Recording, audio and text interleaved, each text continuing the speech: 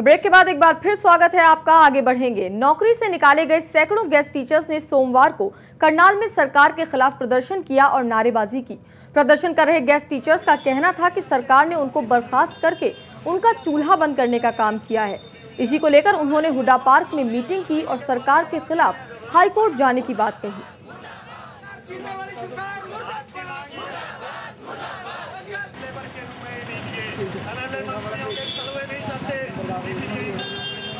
भिवानी में भी guest teachers ने अपनी मांगों को लेकर प्रदर्शन किया और कहा कि चुनाव से पहले बीजेपी ने कर्मचारियों के साथ जो वायदे किए थे उन्हें पूरा करे। इसी के साथ गेस्ट टीचर्स ने 17 जून को शिक्षा मंत्री रामविलास शर्मा का घेराव करने की चेतावनी दी है। गेस्ट टीचर्स का कहना है कि सरकार गलत आंकड़े पेश कर कर्मचारियों को गुमराह कर रही है, जबकि आज भी सरकारी स्कूलों में 30,000 अध्यापकों के पद खाली पड़े हैं।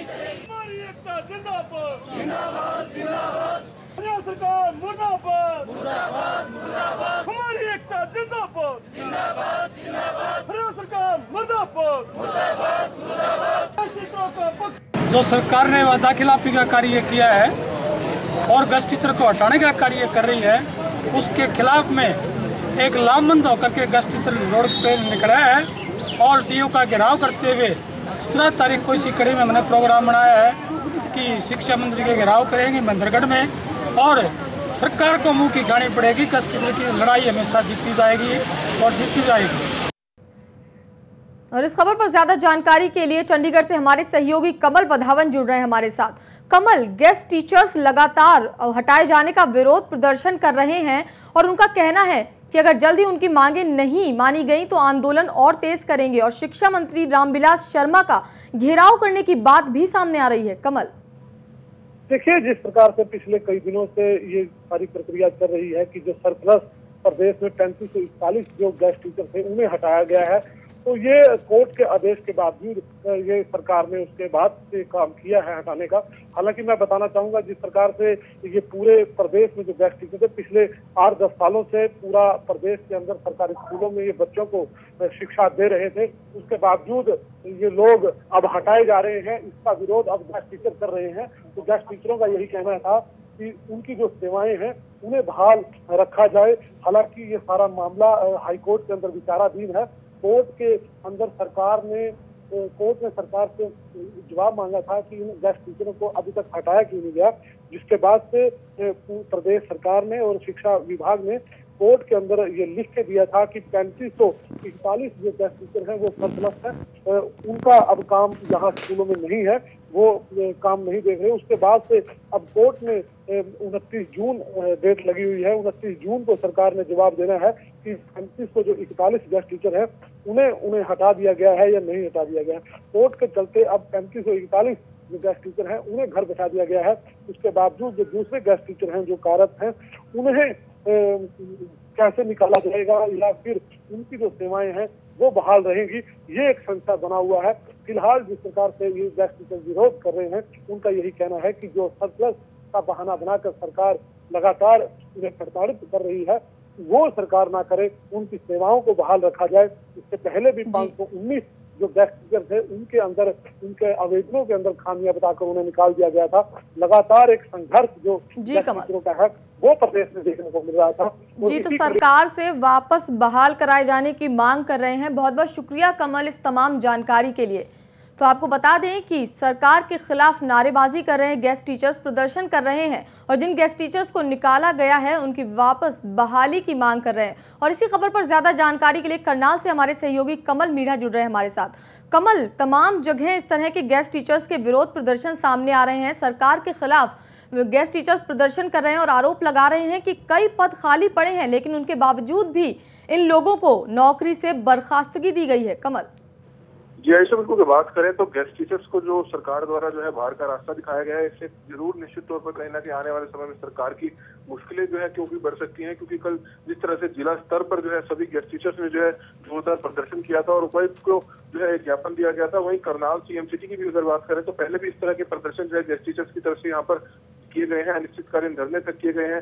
तो निश्चित तौर पर जो है अगर बात करें तो सरकार को भी इस मामले में कोई ठोस कदम जो है उठाना पड़ेगा, या तो इनसे बातचीत करनी होगी अगर इसी तरह से जो है प्रदर्शन जारी रहे तो निश्चित तौर पर जो है ये प्रदर्शन जो है कोई बड़ा जो है रूप धारण कर सकते हैं, तो जिससे कहीं ना कहीं सरकार को जो है इसका खामियाजा भुगतना पड़ सकता है। कल जब प्रदर्शन हो रहा था गेस्ट टीचर्स का, क्या उस वक्त पुलिस का रवैया इन लोगों के साथ गलत तो नहीं था? क्योंकि इससे पहले देखा गया है कि सीएम सिटी करनाल में ही प्रदर्शन किया गया था जब सरकार के खिलाफ, तो पुलिस ने इन लोगों प्रदर्शनकारियों के साथ बेहद ही खराब रवैया अपनाया था।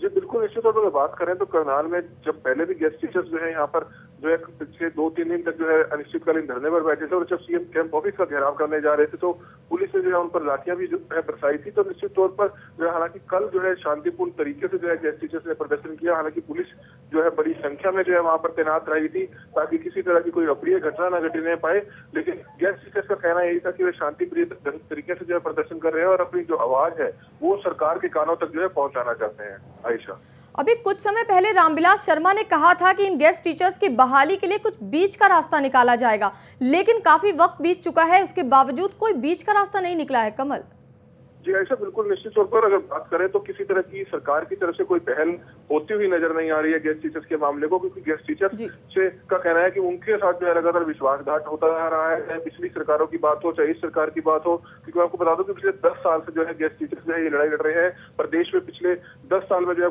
पूर्व मुख्यमंत्री भूपेंद्र सिंह हुड्डा की सरकार थी, तब भी जो है उनसे इसी तरह से वादे किए जाते रहे और उसी तरह से जो है गेस्ट टीचर्स जो है धरना प्रदर्शन करते रहे। और जब विपक्ष में जो बीजेपी थी तब उसी समय रामविलास शर्मा जो है इनके पास भी गए थे और उन्होंने जो है वादा किया था कि उनकी सरकार आते ही इनको पक्का किया जाएगा। लेकिन अब जो है प्रदेश में बीजेपी की सरकार आ चुकी है और खुद शिक्षा मंत्री जो है रामविलास शर्मा है, लेकिन उसके बावजूद भी जो है इस मामले में कोई ठोस कार्रवाई होती हुई नजर नहीं आ रही है। जी, तो कोई ठोस कार्रवाई होती हुई नजर नहीं आ रही है फिलहाल। बहुत बहुत शुक्रिया कमल इस तमाम जानकारी के लिए। तो आपको बता दें कि प्रदेश भर में गेस्ट टीचर्स को हटाए जाने का विरोध नजर आ रहा है। सरकार के खिलाफ जगह जगह पर प्रदर्शन किए जा रहे हैं, उनसे मांग की जा रही है कि जिन गेस्ट टीचर्स को बर्खास्त किया गया है उनकी वापस बहाली की जाए।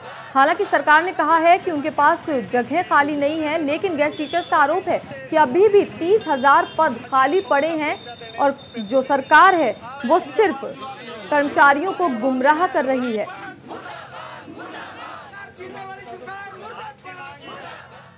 और चलिए आगे बढ़ेंगे। होडल में बिजली, पानी और टूटी सड़कों को लेकर कांग्रेस ने प्रदर्शन किया। होडल से विधायक उदय भान और पलवल से विधायक कर्ण सिंह दलाल ने प्रदर्शन की अगुवाई की। वहीं बाद में तहसीलदार को राज्यपाल के नाम ज्ञापन भी सौंपा। कांग्रेसी विधायकों ने खट्टर सरकार पर सौतेला व्यवहार करने का आरोप लगाया है। साथ ही खट्टर सरकार को चेतावनी दी कि अगर जल्द ही उनकी समस्या को दूर नहीं किया गया तो कांग्रेस सड़कों पर उतरेगी।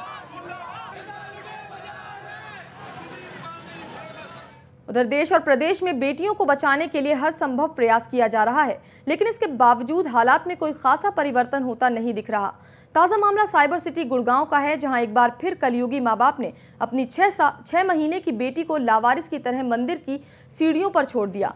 6 महीने की ये मासूम बच्ची बादशाहपुर के एक मंदिर की सीढ़ियों पर रोते बिलखते लावारिस हालत में मिली। स्थानीय लोगों ने बच्ची के परिजनों की तलाश की, लेकिन कोई नहीं मिला, जिसके बाद बच्ची को सरकारी अस्पताल में भर्ती कराया गया। इलाज के बाद बच्ची की हालत पहले से बेहतर बताई जा रही है। पुलिस ने बच्ची के मां बाप के खिलाफ मामला दर्ज कर उनकी तलाश शुरू कर दी है।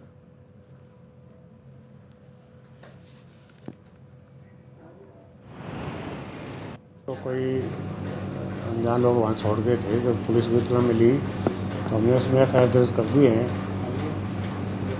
317 IPC में, और बच्ची को हमने सिविल हॉस्पिटल में दाखिल करा दिया है। तो अभी आगे they are taking care of her, और उसको फिर ऑर्डर करा के DM से कहीं भी रेस्क्यू होम में उसको भेज दिया जाएगा। 5 महीने की बच्ची है, वो बच्ची बिल्कुल ठीक है। और बच्चों के जो डॉक्टर हैं, इंचार्ज हैं, उन्होंने आज ही हमें सूचित कर दिया कि बच्ची ठीक ठाक है। तो उसको जो बाल भवन जो है पंचकुला में, वहाँ पे भिजवाने के लिए व्यवस्था के लिए हम उसके लिए व्यवस्था कर रहे हैं, ताकि शीघ्र अतिशीघ्र बच्चे को वहाँ पे भेजा जा सके। और अब खबर राय से, जहां के दहीसरा गांव में युवक युवती के शव जली हुई हालत में मिले हैं। गांव के बाहरी इलाके में जलते उपलों के बीच ये शव मिले हैं। बताया जा रहा है कि ग्रामीणों ने उपलों में आग लगी देखी, जिसके बाद पुलिस और फायर ब्रिगेड को सूचना दी गई। मौके पर पहुंची फायर ब्रिगेड ने आग बुझाई। जब पुलिस और मौके पर मौजूद लोगों ने शवों को देखा तो सबके होश उड़ गए। पुलिस ने शवों को बाहर निकालकर कब्जे में ले लिया। बुरी तरह से जलने की वजह से शवों की शिनाख्त नहीं हो पाई है। पुलिस ने हॉरर किलिंग होने की आशंका जताई है और मामले की जांच में जुट गई है। आज सुबह दहीसरा गांव से सूचना मिली थी कि बिटोड़ों में और कुछ आग लगी हुई है, तो वहां जाके पहले फायर ब्रिगेड बुलवाया था रात को। तो सुबह पता लगा कि उन बिटोड़ों में 2 डेड बॉडीज हैं, जो कि अननोन डेड बॉडीज है, अभी आइडेंटिफाई नहीं हो पाई है। किसकी है, लड़का या लड़की, कैसी है? ऐसा प्रतीत होता है कि एक लड़का है और एक लड़की है। तो कोई आसपास का कोई ऐसा कोई? हाँ, आसपास के थानों में इंफॉर्मेशन दी गई है, अभी वहाँ से कोई रिप्लाई नहीं आया। और मेरे साथ इस बुलेटिन में फिलहाल इतना ही। दीजिए इजाजत, नमस्कार।